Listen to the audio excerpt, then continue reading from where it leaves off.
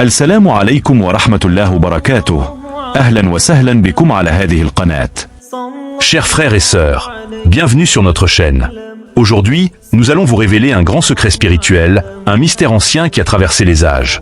Le Khatim de Sulayman, ce sceau légendaire qui renferme un pouvoir mystique unique. Nous vous dévoilerons non seulement son histoire fascinante, mais aussi une méthode spéciale pour en tirer bénéfice dans votre vie quotidienne. Restez avec nous jusqu'à la fin pour découvrir ce secret extraordinaire. Le prophète Sulayman, que la paix soit sur lui, est une figure légendaire dont le règne reste inégalé dans l'histoire. Plus qu'un roi, il était un prophète doté d'un pouvoir unique et divin que nul autre n'avait reçu avant lui. Sa sagesse, connue à travers les âges, n'était que l'un des nombreux dons que Allah lui avait conférés. Ce qui le distinguait surtout, c'était son autorité sur les forces invisibles. Les djinns, les esprits insaisissables que peu de mortels osent approcher, les animaux de toutes sortes, et même les éléments de la nature tels que le vent et les eaux tumultueuses. Allah, dans sa grâce infinie, avait accordé à Sulayman la capacité de comprendre le langage des créatures, de commander les oiseaux du ciel, les bêtes de la terre et les esprits invisibles qui peuplent le monde. Il gouvernait non seulement les hommes mais aussi les djinns, qu'il soumettait à sa volonté pour accomplir des tâches impossibles. Les djinns, qu'ils soient rebelles ou dévoués, obéissaient à ses ordres, bâtissant des palais de cristal, plongeant dans les profondeurs de la mer pour en ramener les trésors cachés, ou façonnant des œuvres d'une beauté inégalée. Les vents eux-mêmes, sous le commandement de Sulayman, devenaient ses serviteurs, le portant à travers les cieux sur un tapis volant. C'était un pouvoir incommensurable que le Très-Haut lui avait confié, un pouvoir qui témoignait de la majesté divine et de la foi profonde du prophète. Le royaume de Sulayman, que la paix soit sur lui, n'était pas un simple territoire. C'était une terre bénie, prospère et merveilleuse où l'harmonie régnait entre les hommes et les djinns. Sous son autorité incontestée, les créatures visibles et invisibles se côtoyaient dans un ordre divin. Les djinns construisaient des palais somptueux, façonnaient des artefacts d'une beauté incomparable et contribuaient à l'embellissement du royaume. Grâce à ses pouvoirs extraordinaires, Sulayman savait plier les éléments à sa volonté. Même les vents répondaient à son appel, le portant d'un bout à l'autre de son vaste domaine sur un tapis volant, parcourant les cieux avec une grâce et une majesté qui inspiraient crainte et respect à tous. La justice de Sulayman était aussi légendaire que sa puissance. Il était non seulement un roi, mais aussi un juge éclairé, dont les décisions démontraient la profondeur de sa sagesse et de sa compréhension divine. L'une des histoires les plus marquantes de son règne est celle où il dut trancher une dispute entre deux femmes réclamant la maternité d'un même enfant. Les deux femmes s'étaient présentées devant lui, chacune affirmant que le nourrisson lui appartenait. Face à cette situation délicate, Sulayman fit preuve d'une sagesse inspirée d'Allah. Il proposa de partager l'enfant en deux, offrant une moitié à chacune des femmes. L'une d'elles, à l'écoute de ce verdict terrifiant, accepta sans protester, tandis que l'autre, submergée par l'amour maternel, s'exclama « Non, donnez-lui l'enfant, mais ne le tuez pas ». À cet instant, Sulayman reconnut la vraie mère, celle qui préférait perdre son fils plutôt que de le voir sacrifié. Par ce jugement, il révéla non seulement la vérité, mais aussi la profondeur de son cœur, guidé par la lumière divine. Sous son règne, la justice était rendue avec équité, et la paix régnait, car tous savaient que nul ne pouvait échapper à la sagesse de Sulayman. Son royaume était un reflet de sa foi et de son dévouement envers Allah, où chaque acte était imprégné de la grandeur du Tout-Puissant. Le Khatim de Sulayman, ou le sceau mystique qu'il portait à son doigt, n'était pas un simple bijou. C'était le symbole de l'autorité divine et de la puissance absolue que lui avait accordé Allah. À travers ce sceau, Sulayman pouvait canaliser les forces occultes et commander les djinns, les soumettant à sa volonté.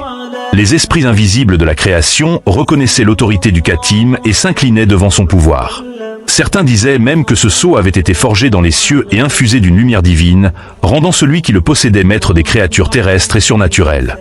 Une des histoires les plus fascinantes concernant le Khatim est celle où Sulayman ordonna aux djinns de construire un palais grandiose, destiné à éblouir les nations voisines et à glorifier la magnificence du Créateur. Ce palais, fait de verre pur et de pierres précieuses, devait être achevé en un temps record. Les djinns, sous l'emprise du sceau, se mirent au travail sans relâche, façonnant chaque détail avec une précision surnaturelle. En l'espace de quelques jours, l'édifice s'élevait déjà au-dessus des nuages, brillant comme un joyau illuminant tout le royaume. Il y eut aussi ce jour où Sulayman, investi d'une mission divine, commanda au vent de le porter jusqu'à une terre lointaine, où résidait un peuple oublié de tous. Son tapis volant, soutenu par les courants d'air, traversa les montagnes et les mers à une vitesse prodigieuse, comme s'il chevauchait les nuages. En quelques instants, il arriva à destination, là où les humains et les djinns vivaient en désaccord. Grâce au Katim, il réussit à rétablir la paix en ordonnant aux djinns rebelles de se soumettre à l'ordre divin. Le Katim de Sulayman était un instrument de justice et de miracle, un signe visible de l'invisible puissance de Dieu. Ce sceau lui donnait le pouvoir de gouverner les forces de la nature et les créatures les plus insaisissables. Il était dit que tant que Sulayman gardait le Katim à son doigt, nul ne pouvait défier son autorité ou résister à ses ordres. En conclusion, il est important de savoir que le Katim de Sulayman n'était pas seulement un symbole de pouvoir, mais aussi un secret spirituel profondément ancré dans les traditions mystiques. Selon les anciens sages, l'écriture du Katim, accompagnée d'un zikr, invocation particulier, possède des vertus cachées qui peuvent transformer la vie de celui qui le pratique avec foi et sincérité. Ce sceau est réputé pour apporter protection contre les forces invisibles, prospérité dans les affaires matérielles et une connexion intime avec le divin, permettant ainsi à l'âme de s'élever vers des états de conscience supérieurs. Le secret du Katim de Sulayman réside dans l'équilibre entre le monde visible et l'invisible, et il est dit que celui qui respecte ses enseignements avec foi pourra ouvrir les portes d'un royaume spirituel où la guidance divine se manifeste à chaque instant. Le Katim de Sulayman, symbole de pouvoir et de mystère, n'est pas qu'un simple artefact. C'est un héritage spirituel qui traverse les âges, une clé vers des savoirs occultes et des forces invisibles. Aujourd'hui, à une époque où l'ancien et le moderne se rejoignent, ce sceau sacré continue d'inspirer ceux qui cherchent la vérité. Pour approfondir ce voyage fascinant et découvrir les secrets cachés du Katim, rendons-nous sur ChatGPT. Là, nous plongerons plus profondément dans l'histoire, explorerons des pratiques spirituelles inestimables, et je partagerai un secret efficace sur Sulayman et son sceau mystique. Que ce savoir vous guide et vous protège. Je commence donc par saluer ChatGPT, puis je lui pose la question en lui demandant « Salut, ChatGPT, connais-tu le sceau ou Katim de Sulayman ?» ChatGPT répond « Le sceau de Sulayman, ou Katim Sulayman, est un symbole mystique lié au roi Salomon, reconnu dans la tradition islamique pour sa sagesse et son pouvoir sur les djinns et les forces spirituelles. Dans le soufisme et certaines pratiques ésotériques islamiques, le sceau est considéré comme un symbole de protection et de puissance spirituelle, offrant à son porteur une autorité sur les esprits et les forces invisibles, à l'image du prophète roi Sulayman. Je présente à ChatGPT un tableau astrologique, en lui précisant. Ce tableau indique, pour chaque jour de la semaine, l'encens, l'ange du zodiaque, l'esprit du zodiaque, le nom divin d'Allah, ainsi que la lettre arabe symbolique correspondante. Pourrais-tu me l'organiser de manière claire et harmonieuse ? Alors, ChatGPT redonne le tableau en l'organisant puis précise en bas du tableau. Selon Cheikh Al-Bouni, les 7 signes zodiaques se répartissent dans les écritures religieuses ainsi. 6 lettres, Fa, Jim, Shin, Sa, Ra'a, Ka, dans le Coran, 5 dans la Torah et 6 dans les évangiles. Cela semble organiser les informations comme demandé. Est-ce que cela correspond à ce que tu attendais ? ChatGPT, tu n'as pas inclus les figures mystiques dans le tableau. Qu'en est-il des signes zodiacaux ? ChatGPT n'avait pas compris de quel signe il s'agissait. Mais comme j'avais ces signes et que ce n'était pas cela que je voulais approfondir, j'écris « Je parle des signes zodiacaux dans le tableau ». Quoi qu'il en soit, je souhaite que tu me crées cette courte prière très simple et efficace demandant à Allah de résoudre notre demande le plus rapidement possible. Ces prières doivent être en résonance les unes avec les autres. Chaque jour pendant les 7 jours de la semaine, une prière sera récitée. Une pour le dimanche, une autre pour le lundi, une pour le mardi, une pour le mercredi, une pour le jeudi, une pour le vendredi, et enfin, la dernière pour le samedi. Chaque prière sera récitée en invoquant Allah par son nom du jour, le symbole, et en évoquant le serviteur, l'ange zodiaque, chargé de transmettre la prière. Un des versets de la sourate Al-Fatiha sera inclus. Le premier verset pour la prière du dimanche, le deuxième pour le lundi, le troisième pour le mardi, le quatrième pour la prière du mercredi, le cinquième pour le jeudi, le sixième pour le vendredi, et le dernier pour le samedi. Alors, ChatGPT nous a proposé cette prière, mais en y intégrant des signes zodiacaux qui n'ont aucun lien avec le Katim de Sulayman. Nous lui demandons de les retirer et de corriger cela. Je voulais également que les prières soient écrites en arabe, ce que je demande à ChatGPT de faire. Il le fait sans problème. La discussion fut longue et riche en échanges. J'avais élaboré un plan de zikr soigneusement conçu, rempli de spiritualité et de profondeur. Dans ce cadre, je demandais à ChatGPT d'incorporer les prières dans le plan que j'avais reçu. Mon intention était de tisser ces invocations de manière harmonieuse, de sorte qu'elles s'intègrent parfaitement dans le fil de ma pratique spirituelle. Chaque prière devait non seulement renforcer la connexion avec le divin, mais aussi créer une atmosphère propice à la méditation et à la réflexion. Ainsi, j'espérais que cette intégration apporterait une dimension supplémentaire à mon zikr, lui conférant à la fois une structure et une profondeur qui éveillerait l'esprit et le cœur. Par exemple, pour le dimanche, ChatGPT propose le zikr suivant. Alhamdulillahi Rabbil Alamin. 14 fois. Ya Faradou. 14 fois. Ya Fajashun Saskazun 14 fois, puis la prière. اللهم إني أسألك باسمك الفرد أن تقبل طلبي سريعا بفضل الملك رافئيل خادمك المؤتمن. الحمد لله رب العالمين. استجب لدعائي يا ربي. استجب لدعائي يا ربي. Ce qui signifie, ô Allah, je te demande par ton nom Al-Fardou, l'unique, d'accepter rapidement ma demande, par le mérite de l'ange Raphaël, ton serviteur digne de confiance. Louange à Allah, Seigneur des mondes. Réponds à ma prière, ô mon Seigneur. Avant de vous présenter le Khatim Suleiman et le plan de zikr que nous avons préparé pour vous, vous trouverez des liens dans la description pour les obtenir. Faisons maintenant un petit tour de notre application. Je vais vous montrer une méthode rapide pour obtenir le Khatim de Suleiman sans passer par le sceau le plus couramment utilisé, mais qui reste tout aussi efficace. Dans la section « Calculateur de PM » de notre application, en calculant le PM des 17 lettres arabes correspondant au signe du Khatim, Fajim Shin et Sazakazoun, vous obtenez 1973. La nature feu indique qu'on peut utiliser le Khatim commençant. En revenant à la fenêtre principale et en cherchant notre Khatim, il nous suffit de cliquer sur Moussabia. Dans Moussabia, en ajustant la fenêtre de l'application par rapport à l'écran, nous allons entrer dans le champ la valeur du PM 1973 déjà obtenu. En choisissant une progression arithmétique de 11 correspondant au nom d'Allah ou eux, c'est-à-dire lui. Et en cliquant sur Générer le tableau. Nous obtenons ainsi le Moussabia, ou Khatim à 49 maisons, qui est tout aussi valable que celui de Suleiman. Je vous fournirai les détails dans la description. Cependant, ce Khatim est uniquement destiné à l'encens ou à être utilisé comme parfum. À la rigueur, vous pouvez également l'utiliser pour un bain mystique. Le Khatim Moussabia, souvent perçu comme une porte vers des énergies mystiques, est bien plus qu'un simple symbole. Tracer ce Khatim, c'est comme dessiner un pont entre le monde matériel et le monde spirituel. Chaque ligne et chaque courbe sont conçues pour canaliser des vibrations puissantes qui peuvent transformer l'environnement autour de vous. Après cette remarque, parlons du zikr. Mais avant de commencer le zikr, nous allons d'abord parler du sceau de Suleiman, un puissant outil spirituel. Il est important de savoir que ce sceau, à lui seul, suffit largement à résoudre et débloquer toutes les situations. Au Sénégal, les jeunes marabouts qui évoluent dans les sciences occultes, Asrar, sont souvent initiés uniquement à l'utilisation de ce Khatim pour régler tout type de problème. Certains utilisent le sceau de Suleiman en l'écrivant sur une feuille blanche sans ligne, qu'ils gardent sur eux en permanence comme une protection tout au long de la journée. C'est une pratique courante, mais il est important de comprendre une chose essentielle. Il ne faut jamais croire que le sceau en lui-même possède un pouvoir. Certains pourraient penser que cela ressemble à une forme d'association à Allah, shirk, mais ce n'est pas le cas si l'on garde à l'esprit une vérité fondamentale. Le Khatim n'est qu'un moyen. C'est Allah seul qui a le pouvoir de nous protéger et de répondre à nos prières. Si vous utilisez le sceau avec la conviction que c'est Allah et Allah uniquement qui répond à nos invocations, alors cette pratique est permise.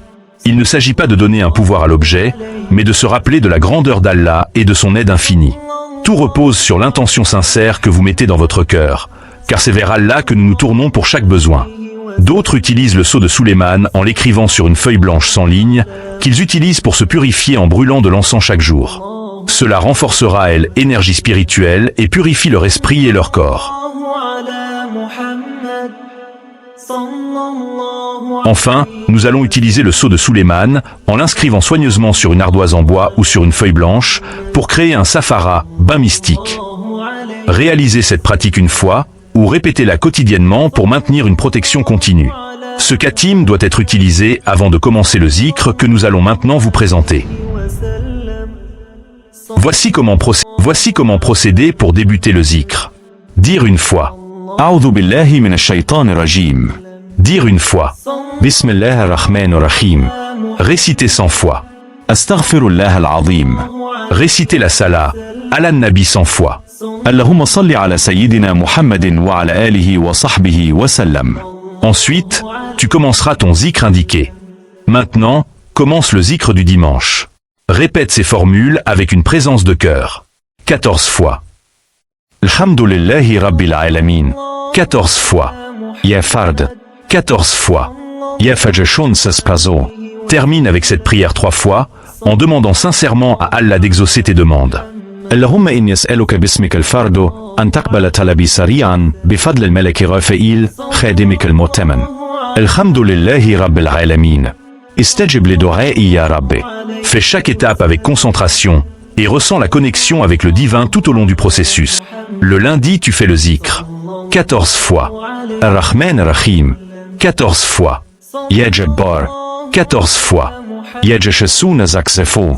Termine en prononçant 3 fois cette prière avec sincérité, en demandant l'exaucement rapide de tes invocations. اللهم إني أسألك باسمك الجبار أن تستجيب دعائي سريعا بفضل الملك جبريل. الرحمن الرحيم استجب لي يا ذا الجبروت. Le mardi, tu fais le zikr suivant 14 fois. ملك يوم الدين. Cela rappelle qu'Allah est le maître du jour du jugement. 14 fois. يا شكور 14 fois. يا شسزون كزفجون. Termine en récitant 3 fois cette prière avec sincérité, demandant que Allah exauce tes invocations rapidement. اللهم إني أسألك باسمك الشكور أن تسرع في قبول دعائي بفضل الملك سمائيل. مالك يوم الدين استجب لطلبي يا مالك يوم الدين. Pour le zikr du mercredi, voici comment procéder. 14 fois. إياك نعبد وإياك نستعين. Cela signifie, c'est toi que nous adorons, et c'est de toi que nous implorons l'aide. Ensuite, tu fais 14 fois. يا ثابت. Ce nom d'Allah évoque la stabilité et la fermeté divine. Tu fais 14 fois. يا سزكخزون فجشون. Tu termines en faisant 3 fois cette prière sincère pour demander à Allah de t'accorder promptement son soutien. اللهم إني أسألك باسمك الثابت أن تعجل بنصرتي بفضل الملك ميكائيل. إياك نعبد وإياك نستعين. استجب لي يا ربي إنك الثابت. Récite chaque partie avec foi et attention. Pour le zikr du jeudi, répète 14 fois. اهدنا الصراط المستقيم. Ensuite, répète 14 fois. يا ظهير. Puis, répète 14 fois. يا ذخزف جشسون. Prière à répéter 3 fois. اللهم إني أسألك باسمك الظاهر أن تسمع دعائي سريعا بفضل الملك سيرافيل. اهدنا الصراط المستقيم. اهدنا يا الله في طلبنا. اهدنا يا الله في طلبنا. Pour le zikr du vendredi, répète 14 fois. صراط الذين أنعمت عليهم. Ensuite, répète 14 fois. يا خبير. Puis, répète 14 fois. يا كتسافون جخصتسون. Enfin, répète 3 fois cette prière. اللهم إني أسألك باسمك الخبير أن تقبل دعائي بفضل الملك أنائيل. صراط الذين أنعمت عليهم. ارزقنا فضلك يا الله. ارزقنا فضلك يا الله. Enfin, pour le samedi, 14 fois. غير المغضوب عليهم ولا الضالين. 14 fois. يا زكي. 14 fois. يا تسكتسون فاتياشون. Terminé par la prière qu'il faut répéter 3 fois. اللهم إني أسألك باسمك الزكي أن تقبل دعائي سريعا بفضل الملك كسفيائيل. غير المغضوب عليهم ولا الضالين. أبعدنا عن الضلال يا الله الطاهر. الله الطاهر. Si vous pratiquez les zikrs avec régularité, patience et une confiance totale en la sagesse d'Allah, sachez qu'il entend chaque invocation et que le chemin vers la solution est peut-être déjà tracé. Même si vous n'avez pas encore terminé les zikrs, si Allah le veut, vous pourriez voir des changements et des réponses à vos prières avant la fin du cycle. Surtout, n'oubliez pas que le sceau de Salomon, ou Khatim Suleiman, est un véritable trésor pour apaiser l'esprit et le corps. Utilisé avec foi et sincérité, il devient un moyen puissant pour débloquer les situations, toujours en gardant à l'esprit que c'est Allah qui accorde toute solution et tout soulagement. Nous arrivons à la fin de cette vidéo. J'espère que ce que vous avez découvert sur le Khatim de Suleiman a éveillé en vous l'envie d'approfondir votre spiritualité et d'explorer les mystères de l'Asrar qui enrichissent notre foi.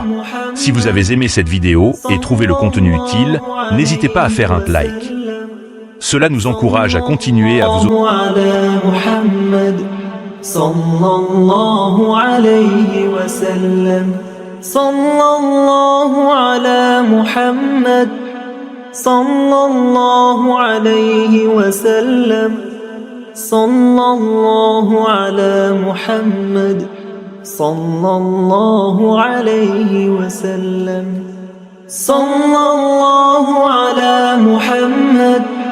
صلى الله عليه وسلم صلى الله على محمد صلى الله عليه وسلم صلى الله على محمد صلى الله عليه وسلم صلى الله على